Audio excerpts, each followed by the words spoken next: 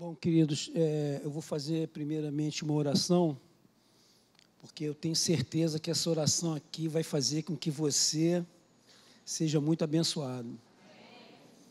Pai amado, Pai querido, em nome de Jesus, eu te agradeço, Senhor, pela palavra que Tu vais abençoar, Pai. A palavra que vai entrar pelos nossos ouvidos e fazer toda a diferença na nossa vida. Por isso, Senhor, peço agora que Tu unja todos os nossos ouvidos, os ouvidos de todos que estão aqui, porque a Tua unção, o Teu poder é que é necessário, Pai. Que anula o homem, tudo que sair da minha boca, que seja da Tua vontade, e para que as pessoas aqui, Pai, sejam abençoadas, porque para isso vieram aqui, para receber de Ti a verdade. Pai, por isso eu te agradeço em nome de Jesus. Amém. Bom, boa noite de novo. Da última vez que eu tive aqui, o pastor Hélio tinha... Não é verdade. Da última vez que eu tive aqui, eu preguei sobre declarar a palavra, né, sobre fé, essas coisas que quase não se prega aqui. Mas... o pastor Hélio falou assim: Serginho, leva uma palavra lá, mas fala sobre fé, sobre declarar a fé. E eu vou fazer isso, porque até tem a ver com a última vez que eu vim aqui, só que daquela vez eu dei mais ênfase àquela questão de você não ajudar Deus a te ajudar. Sabe como é que é? Dar aquela forcinha, Deus, deixa eu te dar uma forcinha que está demorando. Né? Aí dei o exemplo, e a gente pregou muito em cima do exemplo de Abraão e Sara, né, que acabaram dando uma forcinha para Deus, nasceu Ismael, aí deu aquela confusão toda, e a confusão está até hoje aí, né, porque eles foram dar uma forcinha para Deus e deu tudo errado. Então, a gente deve aprender a esperar as promessas de Deus no tempo dele, da maneira dele, amém? Bom, hoje vou falar mais ou menos a mesma coisa, né? Vou falar, não desse assunto, mas vou falar de declarar a fé. Né? Vou declarar a fé, a declaração de fé é ultra necessário. Nada vai funcionar se você não declarar. Porém, existem alguns princípios para que isso aconteça, para que isso funcione. Né? Já vou colocar aqui a primeira passagem. É para cá, né? Não funcionou. Tem alguma coisa? Não, está acendendo a luzinha. Ah, foi. Respondeu Jesus: tenham fé em Deus. Eu lhes asseguro que se alguém disser a este monte, levanta-se e atire-se no mar, e não duvidar em seu coração, mas crê que acontecerá o que diz, assim lhe será feito. Então, Jesus aqui está ensinando, né, como você deve fazer para que alguma coisa aconteça. Ele está explicando o que é fé. Fé é dizer alguma coisa e crer no coração aquilo que eu estou crendo. Mas antes de entrar nesse assunto, eu quero fazer algumas considerações a respeito do assunto que eu quero tratar, né? De coisas que dificultam que a tua fé venha a funcionar, que a tua declaração de fé venha a funcionar, né? Então, vamos lá. Tudo começa... eu queria falar, antes de tudo, eu queria falar que, segundo a Bíblia, existem duas perspectivas, né? A perspectiva de Deus, isso é óbvio, né? Mas você vai entender que a gente tem que falar do óbvio para poder entender. A perspectiva de Deus e a perspectiva do mundo, ou a perspectiva do diabo. Essas perspectivas, elas são irreconciliáveis, pois uma dessas perspectivas vai governar a tua vida e vai governar o mundo, sempre uma delas, nunca as duas, amém? Tudo começou quando Adão e Eva desobedeceram a Deus, e eles comeram daquele fruto que deu origem ao conhecimento ou à ciência do homem. Quero chamar a atenção de vocês para o caráter dúplice que é inerente à sabedoria humana, ou seja, toda a produção humana, intelectual, ou seja no campo científico, religioso, econômico e etc., sempre poderá ser usada tanto para o bem e para o mal. Energia atômica serve para o bem, serve para curar o câncer e serve para fazer uma bomba atômica. Toda a produção humana, em qualquer área, tem essa dualidade, tem esse espírito dividido, o bem e o mal, né? É um pêndulo, né? Uma hora é bem, uma hora é o mal. A consequente perda da natureza de Deus, que possuíam Adão e Eva, antes da queda, culminou numa disposição mental dividida, ou seja, ambígua, que ora quer o bem e ora quer o mal. Né? O ser humano comum, o ser humano, desde Adão e Eva, estou dizendo desde aquela época até hoje, tem uma disposição mental dividida. Ele é o que a gente chama hoje, modernamente, de bipolar. Uma hora ele quer o bem, uma hora que ele quer o mal, uma hora ele quer xingar, uma hora ele quer amar, uma hora ele quer brigar. Né? E é assim que o homem é, por causa dessa natureza. Porque quando ele estava lá no paraíso, ele não era ambíguo, ele não estava dividido, ele tinha a natureza de Deus. E Deus é. Né? Deus é uma coisa só. Amém? Deus é bom e o homem era bom. Mas a partir do momento que ele passou a conhecer que ele comeu da árvore do bem e do mal, uma hora ele está no bem, uma hora ele está no mal, uma hora ele está no bem, está no mal. Tem esse pêndulo. Então, sigamos. Dessa maneira está estruturada a civilização humana. E, por isso, não é difícil de explicar os porquês das mazelas humanas, como guerras, massacres, assassinatos, adultérios e todo tipo de injustiça.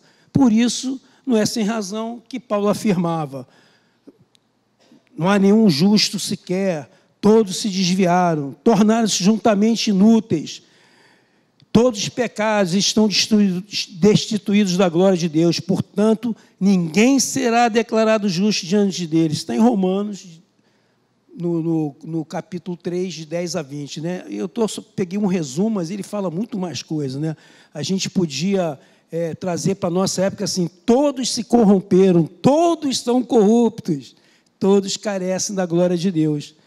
Todos são corruptos, todos. Né? Porque às vezes a gente pensa que alguém pode não ser. Não, aquele cara eu conheço, ele é filho de Deus. Não, meu amigo, eu não poria minha mão na água, girar no fogo. Se você quiser pôr, põe. Ele é corrupto, acabou. Porque esse mundo corrompe. Então, existe um jeito de você tirar a corrupção. Né? Você sabe qual é, mas vamos tocar o barco, porque senão talvez não dê tempo. Tem um monte de coisa aqui. Sabemos que toda a natureza criada... ainda citando Paulo, né? Ele, por causa disso, diz assim: sabemos que toda a natureza criada geme até agora como em dores de parto. E não só isso, mas nós mesmos que temos os primeiros frutos do Espírito, gememos interiormente, esperando ansiosamente nossa adoção como filhos, a redenção do nosso corpo. Né? A natureza geme por causa disso. A natureza, Paulo está falando, rapaz, ele não vive nessa época hoje. Eu queria saber como é que ele ia falar hoje, depois de passar pelo Facebook, Instagram, YouTube, TV Globo, sei lá o que, ele ia pirar, né, cara? Vejam, a Bíblia não está dizendo que essas coisas, como pertencem ao passado, podemos até dizer com mais intensidade que elas se manifestam atualmente, que hoje com mais intensidade se manifestam no nosso dia a dia, porque agora temos consciência dos eventos em tempo real, pelos nossos smartphones e nossos computadores. Matou ali na esquina, matou aqui na esquina. Caiu o presidente da Rússia, caiu o presidente da Rússia. Gol, caraca. Gol de quem? Gol de quem? Ou seja, essa forma ambígua de pensar tem um objetivo, que é anular a palavra de Deus. Para isso, busca demonstrar que coisas irreconciliáveis como o bem e o mal podem estar mescladas, misturadas. Vejam, parece que isso é bem atual. Seria o que hoje se chama de politicamente correto. Politicamente correto quer fazer isso, né? Mesclar bem e mal e dizer, não é bem assim, né? Vamos lá. Que é uma ideologia que relativiza todas as coisas, trazendo um falso senso de equilíbrio. Não, isso é para ser equilibrado, você tem que pegar o mal, você não pode ser totalmente bom, você pode não ser totalmente mal. Tem que ser um cara equilibrado, né? Uma hora tu é mal, uma hora tu é bom. Vai ser um malzinho, bonzinho, né? Tá bom, mas tá ruim, né? Tá ruim, mas tá bom. Cara, uma vez que, como a gente está dizendo, bem e mal são irreconciliáveis. Dizer que isso pode ser mesclado é uma cascata, né? Aí eu me lembrei que, quando eu era adolescente, eu gostava de um escritor alemão chamado Hermann Hesse. Alguém conhece? Só um. Ah, tu conhece, né, Joãozinho? Ele também. Eu li um livro chamado Demian. E um dos personagens faz referência, esse Demian vai fazer referência para um dos personagens, que eu esqueci o nome agora, de um Deus que ele é a expressão do bem e do mal ao mesmo tempo. Esse Deus era cultuado pelos agnósticos e tem o nome de Abraxas. Aí eu peguei um trechinho lá no YouTube, falando da vida dele, né? Desse Abraxas. A palavra Abraxas, ou Abrazax, ou Abracás, era gravada em certas pedras antigas chamadas pedras Abraxas, usado como amuletos por seitas gnósticas. Acreditava-se que Abraxa era o nome de um deus que incorporava o bem e o mal em uma entidade, representando o Deus monoteísta único, mas não onibenevolente. Ele não era só bom, né?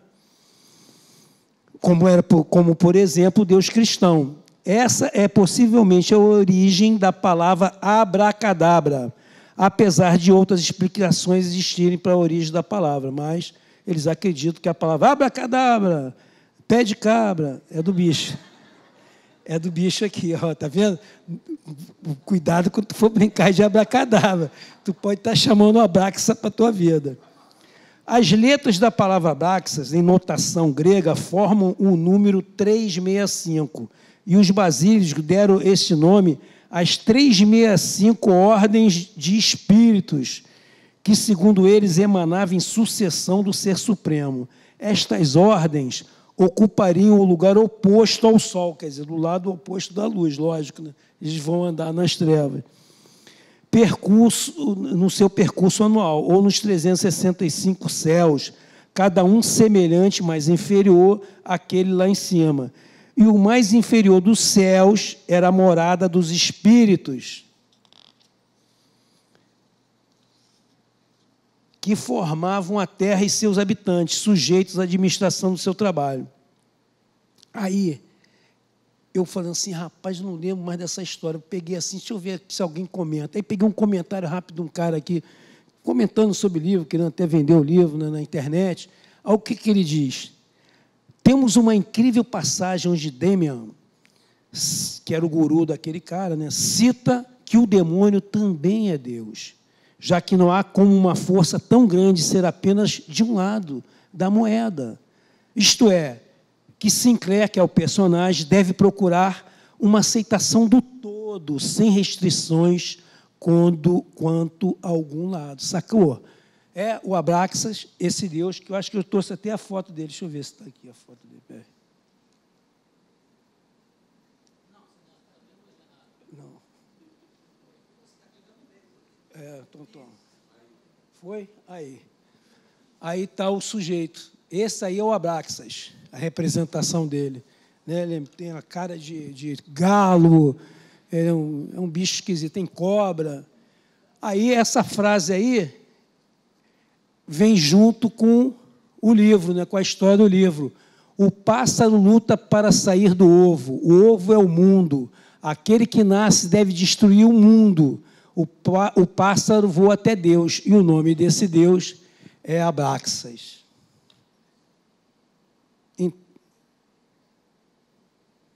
Aperta aqui, né? Aqui, pronto, foi. Voltou. Agora sim, não, fica aí mesmo. Então, vamos lá. Amigos, vamos deixar de lenga-lenga e vamos aos fatos. Foi Abraxas que cunhou uma das mais populares expressões de todos os tempos. Não é bem assim. Hoje também temos nada a ver. Todas essas expressões foram feitas pelo Abraxas para se opor a expressões como sim, não, ou é sim, ou é não. O Abraxas diz, não tem nada a ver, não é bem assim. Quer ver como é que funciona? Veja o que a palavra de Deus diz em oposição agora, vou fazer o contrário, vou dizer o que a palavra de Deus diz contra a relativização. Quando planejei isso, será que eu fiz levianamente ou será que faço meus planos de modo mundano? Dizendo ao mesmo tempo sim e não. Todavia, como Deus é fiel, nossa mensagem a vocês não é sim e não, pois o Filho de Deus, Jesus Cristo, pregado entre vocês, por mim e também por Silvano e Timóteo, não foi sim e não ao mesmo tempo, mas nele sempre houve o sim, pois quantas forem as promessas feitas por Deus, tantas tem em Cristo o sim, e por isso, por meio dele, o amém é pronunciado por todos nós para a glória de Deus. Amém? Olha o que Deus está dizendo, porque o Abraxas já trabalhava naquela época. Né? Essa é uma teologia, uma filosofia, né, dos gnósticos, eles influenciaram muito, várias seitas cristãs, eles se confundiam no meio dos cristãos, porque é isso aí, você vai dizer para um cara assim, meu amigo, veja, o cara chega para você e fala assim, olha, estou com um problema lá na minha família, meu filho está viciado, está saindo com viciado, meu marido isso, a minha mulher aquilo, aí você diz assim, querido, olha só, crê em Jesus e será... Aí o cara pensa assim, não é bem assim. Ou alguém diz para ele, não é bem assim, porque eu conheço um cara, aliás, tem até um cara aqui na igreja, que ele já está 20 anos na igreja e ninguém se converteu na casa dele. Como diz o pastor, ele só o cachorro. Aí o cara chega para você e diz assim, pastor, estou com um problema financeiro, estou precisando... Assim mesmo, porque, pastor aqui, todos os pastores aqui sabem, tem gente que vai fazer gabinete, ou vem conversar com o pastor e vai contar a sua história triste. O pastor tem que ouvir e tem que responder com a palavra. Ele não tem outra coisa para fazer, não. Não adianta ele inventar, peraí, eu vou psicanalizar você aqui, eu acho que na tua infância, teu pai te xingou muito, aí você começa a gastar muito, aí... Não pode fazer isso. Ele não está preparado para isso, mas ele está preparado para dizer o que a palavra diz. Aí o cara diz assim para ele, o pastor diz para ele, cara, olha só, faz o seguinte, começa a dar oferta, começa a plantar as sementes. Aí o cara fica olhando, mas conheço um cara lá na igreja que é dizimista, ofertante fiel, e a vida do cara nada anda. Porém, ele não sabe que aquele sujeito, aquele cara, é um pão duro. O cara não abre a mão nem por nada nesse mundo. Ele é capaz de atravessar, que nem disse aqui outro dia o pastor, uma piscina com a aspirina na mão, sem molhar a aspirina. Se quer atravessar na mão, também atravessa. Sem molhar a aspirina. A família dele, de repente, passa maior sufoco, não tem nada, porque o cara não dá nada, pão duro. O Deus dele é o dinheiro. Por isso ele não prospera. Porque, meu amigo, esse negócio de dizer eu dou dízimo, eu dou oferta, a gente sabe que não é assim que funciona. A gente sabe que qualquer coisa com Deus tem que ser feita pelo... né? Se for com a tua cabeça, com a tua necessidade, não vai funcionar. Ainda tem aquele sujeito, né, que está doente, que está passando por algum problema. A Bíblia manda que os presbíteros orem, façam oração da fé, né? E aí você diz para o sujeito, cara, Jesus levou sobre si todas as nossas enfermidades. E ele vai dizer para você assim, cara, mas tinha uma pessoa lá na igreja, o pastor Sérgio foi lá orar por ele, ele morreu. Aí eu não sei, né, se funciona, não sei, rapaz, mas pode dizer a verdade, pior que não é mentira, não. Isso é verdade. Já orei para alguns que passaram dessa para melhor.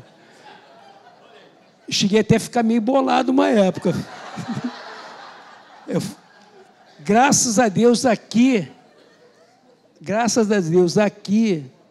nesse terceiro, a gente tem alguém, quem está fazendo terceiro ano aí? Sabe que teve aqueles livros todos que a gente está lendo ali, legal. Aí um deles, O Amor, o Caminho da Vitória, do Kenneth Hagin. O Kenneth Hagin trouxe uma coisa que foi uma libertação para mim. Eu cheguei a pular na cadeira de tanta felicidade. Sabe por quê? Ele diz assim, na minha vida ministerial, enquanto ele foi pastor, ele só viu 3 pessoas serem curadas imediatamente. As demais tiveram que fazer ajustes. As demais tiveram que, de repente, estavam andando fora da palavra, estavam andando fora do amor, porque o tema é esse, que se você não andar no amor, você está fora das promessas de Deus. E, quando eu li aquilo, eu falei, fiquei aliviado, porque a palavra funciona. A palavra funciona. A tua experiência e a minha não quer dizer nada. Óbvio que a experiência aqui do Kenneth Hagin de 30, 40, 50 anos como pastor, me deixou tranquilo. Né?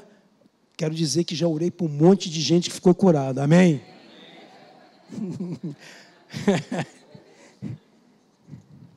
Senão você não vai querer nem passar perto de mim. Né?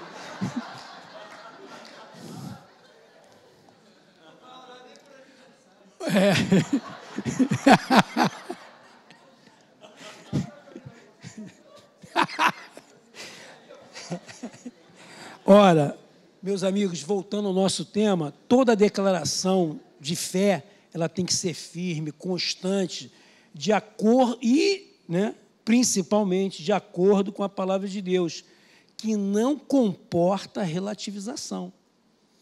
Tem que ser sim ou tem que ser não.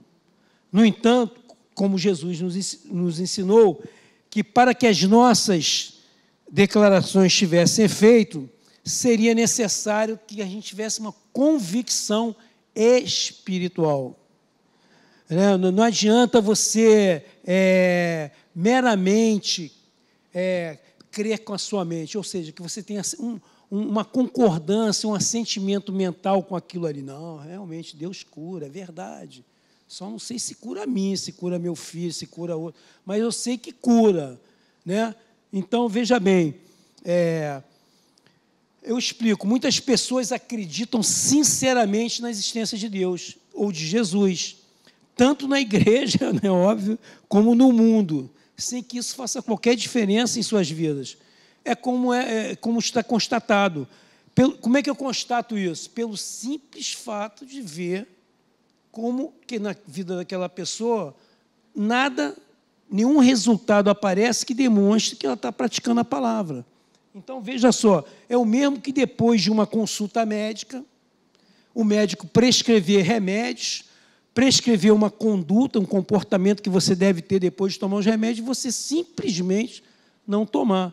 Estou falando isso relativo a pessoas da igreja, porque as pessoas do mundo nem as promessas de Deus conhecem para botar à prática. Né?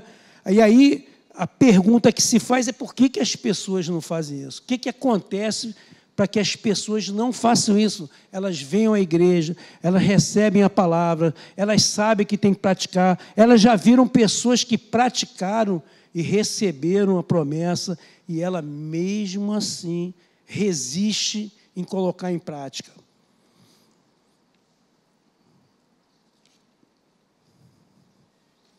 em Hebreus 10:15, é explicado que, devido ao nosso nascimento, Deus inscreveu a sua palavra em nossos corações. Portanto, o nosso coração ou o nosso espírito crê. Se você aceita, quem já aceitou Jesus aqui? Quem é a nova criatura? Tem uns que ficou mais ou menos. Então, veja, se você fez isso, você tem um novo coração. Você tem um espírito novo. Você tem a palavra de Deus escrita no teu coração. Por quê? Para que você tenha fé, senão você não teria fé. A fé veio por meio de Jesus. No dia que você aceitou Jesus, você recebeu fé para crer nele. É uma coisa que acontece simultaneamente, não dá para dizer quem veio primeiro. Então você aceita Jesus, ele te deu fé para crer nele, você creu nele, ele te deu fé, foi aquilo, né? Fez essa dialética no teu espírito, você recebeu a palavra, então agora você pode crer nas promessas dele. Você agora pode crer na promessa dele. Porém, eu estou dizendo aqui que esse motivo não pode ser colocado como aquele que impede de você crer, porque Jesus foi categórico, voltando ao que Jesus disse. Ele disse, se você disser a esse monte, atira-te ao mar, e crê no teu coração, que assim se fará, assim se fará. Tem que crer no coração. Então, será que as pessoas não creem no coração? Creem, acabei de provar a você que está escrito, e se está escrito é verdade, não tem mais ou menos, pode ser, não pode, que você disse, creu no coração, e por que não aconteceu? Porque, infelizmente, ou felizmente, eu acho que é mais infelizmente que felizmente, a sua mente precisa crer também. A sua mente precisa ser renovada. A sua mente, a minha mente, a nossa mente, que foi instalada a mentalidade de Abraxas, mais ou menos, nada a ver, não é bem assim, foi instalada desde o dia que você nasceu. Você está pronto para crer. A palavra diz, você declarou, mas aquela mente velha ainda está ali. Ela não sai automaticamente, não sai. Isso é um terror. Você vai se ver lutando a vida toda, o tempo todo, contra essa mentalidade, que é a mentalidade do mundo, que é a mentalidade desses demônios todos. Você vai passar a sua vida toda nesse exercício. E, para isso, você precisa renovar a sua mente. Como é que eu faço isso? Ler a Bíblia? Legal. Não é só isso, não. Tem mais coisa.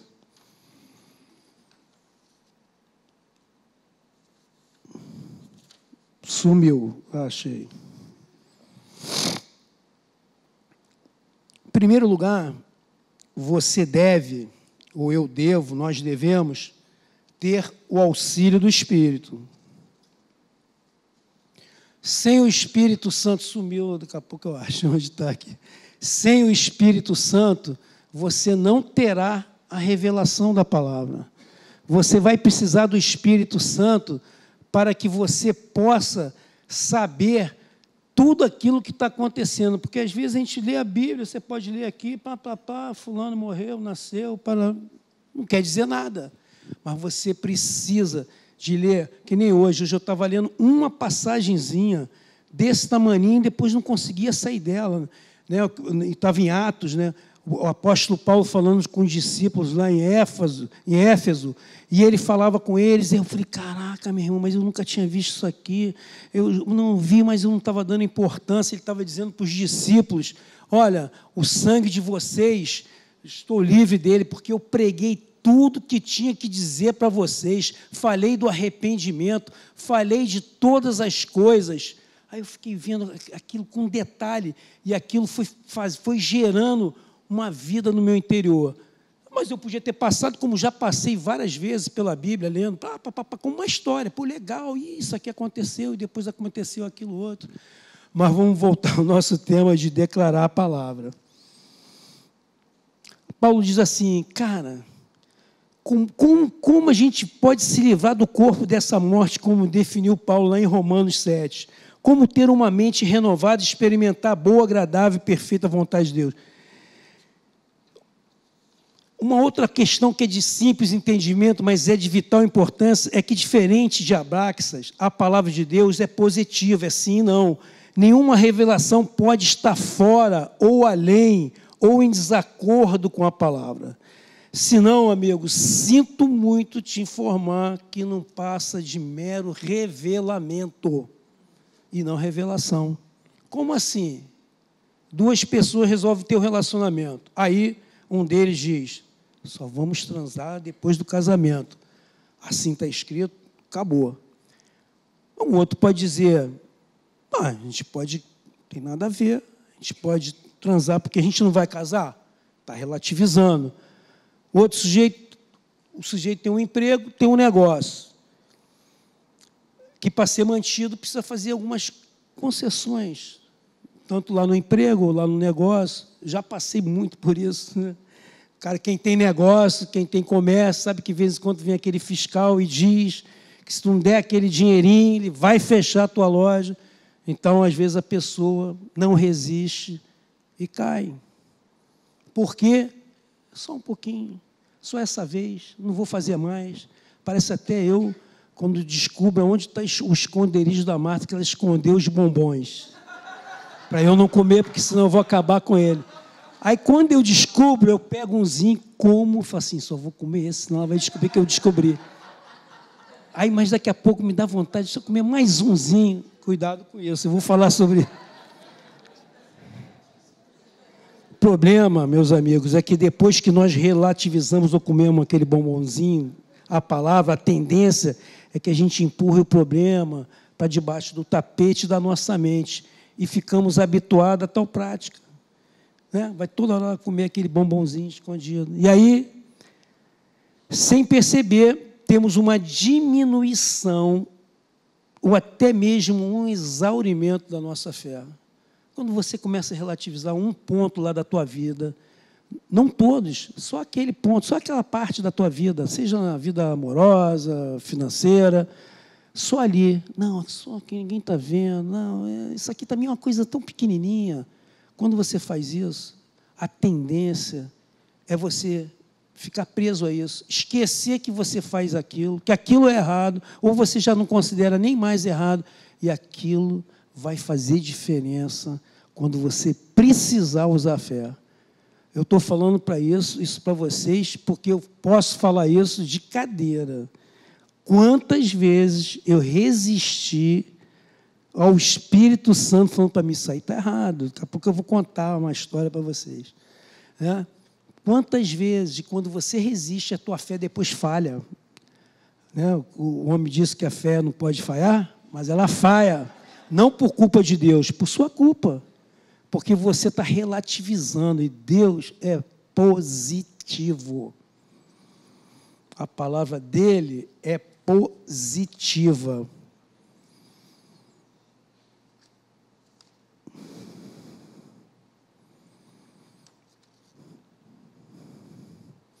Veja, o diabo, na versão Abraxas, que antes dizia, não é bem assim, agora está te dizendo, depois que você vai lá e faz o que ele te sugeriu, ele vai dizer assim para você, bom, você fez isso porque você é assim mesmo, você nasceu assim, você é um cara que é assim mesmo, essa é a tua fraqueza. Todo mundo não tem pontos fortes e pontos fracos. Esse é seu ponto fraco. Se conforme com isso. Ele é malandro, ele é esperto, ele vai te levando na conversa. Né? Existe uma coisa que o diabo não quer que nós saibamos. E por isso, quando eventualmente caímos em uma das suas armadilhas, ele vai fazer tudo para a gente acreditar que possuímos a síndrome de Gabriela. Eu nasci assim. Né? Eu vou até contar a história que quando eu nasci de novo, eu tinha algumas práticas, né? Algumas até muito esquisita, né? Umas práticas meio cabeludas que eu nem vou falar. Mas eu quero dizer que de muitos fui liberto logo de cara. Assim, acho que aparentemente são mais graves, né? Vício de beber, outros vícios. Foi rápido, mas muito rápido. O que mais demorou foi parar de fumar. Olha que eu fumava desde os 10 anos de idade. Eu fumava 4 maços por dia. Eu levei mais ou menos um mês e pouco para parar de fumar. Mas parei. Nunca mais senti vontade de fumar depois dali. Entendeu? Passado mais um tempo, eu já não falava mais palavrão. E eu amava falar palavrão. Eu gostava, tinha prazer. Aquela palavra, sabe? Aquela... Cara, saía com prazer da minha boca.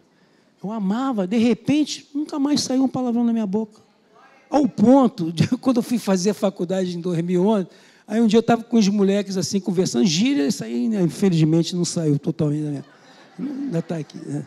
Mas os palavrões saíram. Eu estava um dia assim com os moleques conversando, tá, as meninas. Aí a menina falou assim, Sérgio quase não fala palavrão. Aí um moleque ficava mais perto de mim, quase não fala, eu nunca vi ele falar um palavrão. Eu, rapaz, é mesmo, amém, fiquei todo feliz. Estou dando bom testemunho. Você vê, eu mesmo fiquei surpreso, que nem eu percebia isso, né? Então, muitas coisas eu fui liberto, mas teve outras que eu vou confessar para você. Eu só fui ser liberto há bem pouco tempo. Há bem pouco tempo, eu vou dizer até para você, uns 9 meses, porque é uma coisa que mexia com o meu coração de pecador, né? Com o meu orgulho, né? Eu tinha prazer de fazer aquilo, né? Então, e foi até por causa disso que eu me converti, mais ou menos, na época que eu estava convertido, na época que eu me converti, que eu estava para me converter, eu andava assim, bem negativo, né, naquela época. Eu estava bem deprimido, porque eu sempre tive, assim, desde criança, uma preocupação com o mundo, pela justiça. Eu queria que as coisas funcionassem, né? E eu, durante alguns anos, eu militei politicamente, porque eu acreditava que o mundo podia ser mudado pela política. Eu tinha essa ilusão, doce, amarga ilusão. Só que chegou uma época, logo no início da década de 90, eu percebi que nada ia mudar. Pela política, o mundo todo estava... Né, tinha acabado de cair o muro de Berlim, muitas revelações de como era o lado de lá, que eu acreditava muito, né, eu acreditava no científico, eu acreditava na ciência. A ciência vai mudar tudo, né, os homens, a riqueza vai ser dividida. Meus amigos, era assim que eu acreditava, como muita gente acredita até hoje. Né, e coloca toda a sua energia em tentar mudar o mundo. Mas Jesus disse que o mundo jaz no maligno. Fala baixinho para não decepcionar ninguém. Jaz no maligno. Você não vai mudar o mundo. O máximo que você vai conseguir fazer com a ajuda do Espírito Santo é mudar você mesmo. Mas o mundo jaz no maligno. Cara, com essa promessa... com a promessa de ser mudado e de conhecer uma outra vida, foi que eu conheci Jesus, né? Primeiro, eu não vou contar aqui, mas aconteceu uma coisa muito sobrenatural comigo, que senão eu não ia crer. E a partir, no dia seguinte, quando um rapaz falava comigo de Jesus, eu tive no meu espírito, o Espírito Santo falando para mim, olha... Você que tem sede de justiça será satisfeito, porque eu vou julgar o mundo. Cara, primeiro, eu nem conhecia a Bíblia. O Espírito Santo falou isso comigo, revelou isso para mim, que eu ia ser satisfeito, aqueles que têm sede. Está lá na Bíblia, né? Deus falou isso para mim. Aí eu fiquei, é mesmo? Então não quero mais saber disso, não. E fui viver a vida. Anos sem me preocupar com isso. Lógico, você nunca perde o hábito de prestar atenção, de olhar, né? Mas isso não passou a não ter mais importância para mim.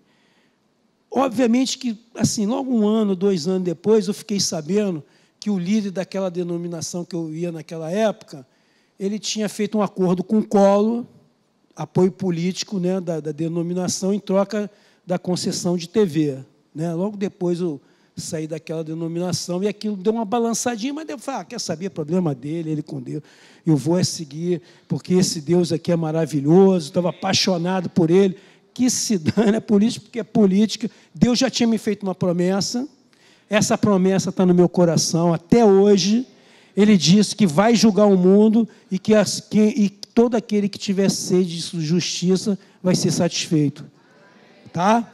Mas, olha, quero dizer para você que ele não vai enviar nenhum salvador da pátria que vai governar o Brasil, e o Brasil será a nova Israel. Não esquece isso, não tem essa promessa na Bíblia. A promessa é que ele ia separar um povo de todas as nações da terra para adorar ele, de todos, um povo para chamar dele, um povo de sacerdotes que seria chamado de povo de Deus, que vai viver aonde? Nova Jerusalém. Amém? O nosso papel é interceder pelo mundo, pelas pessoas. Para isso, Deus nos chamou. Porém, agora eu vou confessar o meu pecado. Quando chegou 2011, eu comecei a fazer a faculdade de Direito. E foi exatamente na mesma época que começou o Facebook. 2011, mais ou menos, nessa época. E aí os professores escreviam, e todo mundo fazia parte, e aquilo foi me laçando. Daqui a pouco estava eu lá no Facebook, daqui a pouco eu estava no debate político, daqui a pouco eu estava ali. Meu amigo, quando eu vi, eu estava viciado. Fiquei anos viciado naquele negócio. Sabe, primeiro você começa com alguns debates, daqui a pouco, meus amigos, começam as ofensas. Daqui a pouco o couro começa a comer. Aí, Deus falou para mim, para com isso. Aí sabe o que eu fiz? Vou tomar um cuidado, vou separar, vou fazer 2 Facebook, um lá para a faculdade e outro lá para a igreja, para que o pessoal da igreja não se contamine com aquilo que eu vou escrever, porque o coro, Aí foi um tempo, foi ficando assim, me convenceu, porque a gente vai se convencendo, vai dando um recado na gente mesmo, né? Mas, meu amigo, mas toda vez que eu escrevia, que eu fulminava aquele sujeito, que eu arrasava ele, aquele negócio descia quadrado, né? Parecia assim que eu tinha tomado veneno para ele morrer, porque quem morria era eu. Só eu que me sentia mal. Rapaz, e aquilo foi andando. Uma hora, rapaz, Deus falou para mim, rapaz, ou tu para com isso, a tua vida vai parar. Eu já estava vendo um monte de coisa não funcionando. Deus falando, tua vida não está funcionando, porque você está desobedecendo. Quando você creu, o que eu te prometi? Que você seria satisfeito. Eu não falei que ia mandar um presidente novo para o Brasil, nem você ia ser presidente, nem fulano ia ser presidente, nem político A, nem político B, até porque todos são lados da mesma moeda. Todos eles pecaram, todos se corromperam, todos são corruptos, todos carecem da glória de Deus. Não vamos nos iludir. Nós somos povo de Deus, chamados para interceder pela nação, pelas nações. Não é só por essa que se chama Brasil, por todas. Nós somos sacerdotes. O sacerdote intercede pelo povo. Você vai querer perder essa condição como eu estava perdendo, para poder ficar, blá, blá, blá, ganhando uma discussão com o sujeito ali, seu isso, seu aquilo, porque já é passado um certo tempo, depois de 2014, 2016, né? Aí tem até, o brasileiro é piadista, agora ele dividiu em comida, né? Tem o coxinho, mortadela, aí você é mortadela, você é coxinha, cara. Graças a Deus eu gosto de comer mortadela e gosto de comer coxinha. Então, você não pode me situar em nenhum desses campos. Entendeu? Então, meus amigos, mas Deus foi... Aí eu comecei, não, eu vou parar. Que nem um viciado, parecia que era cocaína aquele negócio, meu irmão, eu não vou parar. Mas só mais uma vez, vou só falar daquilo. Aí eu, outro dia até conversei isso com a Poli. Aí o que eu... A Poli aqui, a nossa amiga Poli, eu falei, Poli, eu comecei a apagar tudo que eu escrevi. Comecei a andar, mas era tanta coisa. Anos e anos escrevendo milhões de textos. Aí eu ficava, isso aqui, não sei se eu apago isso aqui. Porque isso está tão bem feito, cara. Olha o orgulho, olha o sujeito, olha o orgulho. Jesus falou que a gente vai precisar negar a nossa carne. A gente vai ter que se negar, cara. Você vai ter que, aquele que quiser vir após mim, negue-se a si mesmo e toma a sua cruz. Eu não queria. Chorei quase, de tanto, mas fui apagando. Levei 3 dias, mas não consegui apagar ainda. Aí a Polly vira para mim e fala assim, tem um jeito fácil. Você sai do Facebook e tira. Que legal. Até hoje nunca mais mexi no Facebook. Mas eu vou fazer, viu, Polly? Vou, porque senão eu estou perdido. Entenderam, pessoal, o que eu quero dizer para você? Que enquanto eu não fiz isso, enquanto eu não fizer completamente isso que eu estou dizendo para você, porque falta só... Eu não olho mais para o Facebook, nem quero saber. A única coisa que eu vejo aqui, às vezes ele me anuncia que tem alguém fazendo aniversário, eu vou lá e falo. Por quê? Porque eu sou um viciado. Porque senão eu vou ficar tentado a falar uma abobrinha. E isso não é de Deus. Vou te provar agora com a palavra. Eu falei, você está aceitando, está me olhando assim. De repente você fala assim, mas eu não sou igual a você. Né? E até porque aquele desgraçado lá até merece, porque ele é um sem vergonha mesmo. Cara, olha só o que... Vai acabar, viu? Eu consegui aqui pular umas 3 páginas. Olha o que diz a palavra a respeito desse assunto. Rapidinho. Primeiro, eu vou começar com o próprio Jesus. Jesus, com Pôncio Pilatos, disse assim, Pôncio Pilatos, tu não terias nenhuma autoridade sobre mim se esta não te fosse dada de cima. Por isso, aquele que me entregou a ti é culpado de um pecado maior. Por que autoridade? Porque o que a gente fala nessas discussões políticas? Fulano é ladrão, fulano é safado, presidente tal não presta, ele é ladrão, sem vergonha, canalha. Eu, com todos os adjetivos que tinha, eu já usei. Tá? Para falar mal de quem? Da autoridade. Olha só agora. Olha o que Pedro diz. Por causa do Senhor, sujeitem-se a toda autoridade constituída entre homens, seja o rei como autoridade suprema, seja os governantes como por ele enviados, para punir os que praticam mal e honrar os que praticam bem. Vou ter que passar aqui. Acho que eu estou fazendo voltar e voltar. Aqui, ó. Agora, olha o que Paulo diz. Todos devem sujeitar-se às autoridades governamentais, pois não há autoridade que não venha de Deus. As autoridades que existem foram por ele estabelecidas. Portanto, aquele que se rebela contra a autoridade está se colocando contra o que Deus instituiu. E aqueles que assim procedem trazem o quê? Caraca, por isso que as coisas estão indo esquisitas. Cuidado, amigo. Cuidado. E para terminar, olha o que Paulo diz ainda.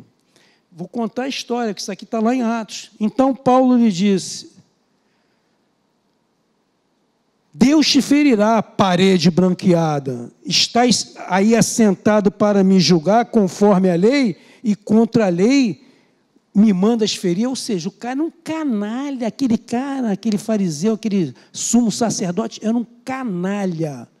E deu um tapa na cara dele. E ele, como nós aqui pensamos, respondeu como deveria responder. Seu canalha hipócrita, que parede branqueada quer dizer hipócrita, você me dá na minha cara, alegando a lei e julgando contra a lei, porque não estava dando nenhum direito dele falar. Aí você vai falar assim, o Paulo tem razão. Aí os caras falaram assim para ele, rapaz, esse cara que está aí é o sumo sacerdote. Olha o que o Paulo diz. Paulo respondeu, irmãos, Eu não sabia que ele era o sumo sacerdote, pois está escrito: não fale mal de uma autoridade do seu povo. Ai, doeu? Está doendo? Que para mim doeu muito. Esse vício, porque eu sempre quis alegar para Deus: Deus, esse cara é um canalha, ele roubou, ele é ladrão. Aí Deus falou assim para mim: você sabe quem era o governante da época de Paulo? Vocês sabem? Nero, o perverso Nero. Nero, que era pervertido sexual, bandido, ladrão e matador de cristão. Foi nessa época que o Paulo escreveu isso aqui. Amigos, é uma advertência. Quero dizer que essas coisas são as coisas que roubam a tua fé. Você está declarando: não, mas eu estou crendo, o teu coração crê. Eu digo para você, teu coração, como Jesus disse para Pedro: Pedro, o teu espírito, o coração está pronto, mas a carne ou a mentalidade desse mundo é fraca. Por isso, meus amigos, vamos ficar com o que Deus diz e vamos ser abençoados. Ele nos chamou para sermos seus sacerdotes. Eu digo para você, faça como eu fiz e aceite esse desígnio. Amém? A palavra aproveitou para vocês? Então vamos ficar de pé.